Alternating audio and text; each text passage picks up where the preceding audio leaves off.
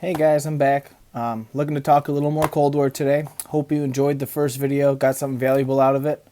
We'll get a little more today. I'll try and keep it brief. I don't want to put way too much information in these things for you guys. Just something to help you get the assignment done. That's my goal here.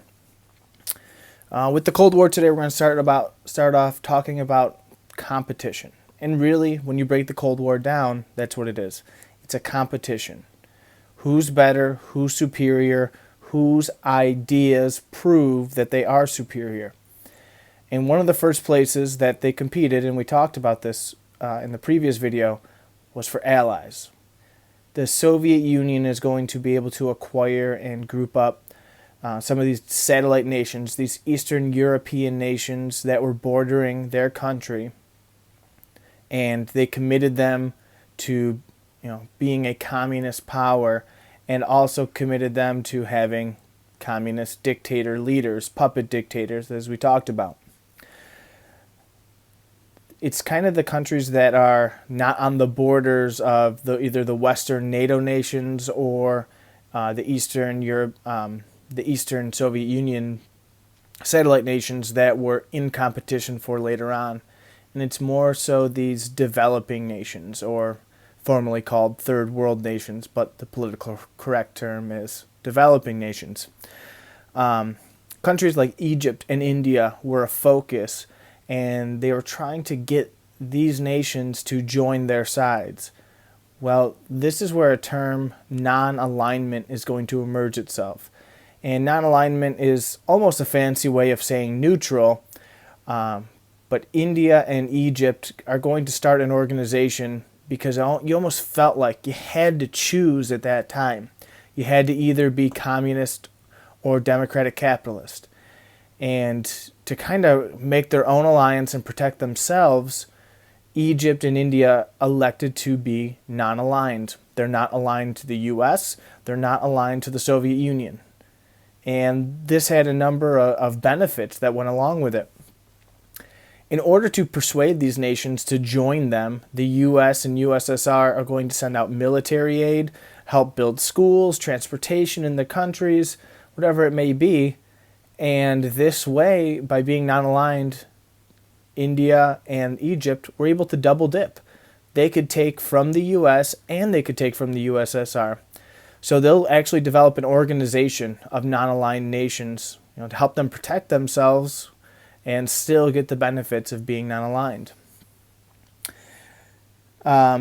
Within the Soviet Union, we'll see more on this a little later, but the Soviet Union, from 1956, when we see the first example of a revolt, all the way up until 1980, we are going to see satellite nations within the USSR begin to rebel against Soviet control. The first one is Hungary in 1956, Czechoslovakia in 1968, and then Poland in 1980. The 1981 tends to be the most successful one because the Soviet Union is declining at this time. The first two I mentioned, Hungary and Czechoslovakia, are going to be squashed out real quick by the Soviet Union, and they're never really going to have a chance to gain ground because the Soviet Union is still an extremely powerful nation at that time. Continuing with the theme of competition. Space is one of the areas where we're going to see competition take place. The USSR really leads the space race to get things started. They're going to send the first animal into space. It's a dog. Her name is Laika, and a pun that I like to use is she went into space like a boss. I know, it's pretty good. And then they are also going to send the first man into space. And before all this, I should have started with the first satellite into space called Sputnik. So the U.S., as a result of this, is going to be prompted to increase their science and math regulations in schools and really encourage their kids to have a stronger knowledge base in these areas because they want to compete. And it's funny how something like space achievement fuels what happens in our schools, but it did during the Cold War.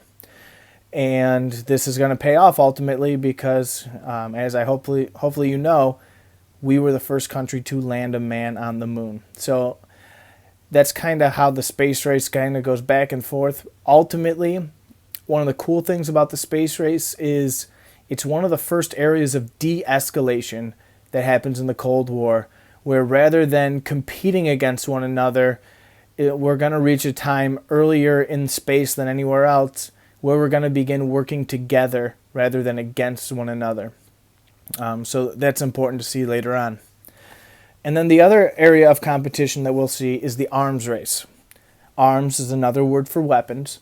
And after we use the first atomic bomb in World War II, we are going to see Stalin be very, very committed to developing their own atomic weapons. Once this happens, and they do it 4 years after the war ends, it's just going to become stockpiling. Stockpiling of atomic weapons, ballistic missiles. There's going to be enough weapons throughout the world to blow the world up multiple times over. And the need for that, or the reason for that, there's no good one other than we're trying to prove that we are stronger. And one of those ways is the more weapons we have, the stronger we are. And that's where the arms race comes into play here. Continuing with this idea of competition and kind of competing for allies, or going back to it anyways, we're going to see the development of proxy wars happen as well. A proxy war is kind of like a sub-war, like a subcategory of the Cold War. And we'll see this first happen in Korea from 1950 to 1953. There will be a war there because the peninsula is going to be split north and south. And north is going to be the communist-led regime. South is going to be the democratic-led regime.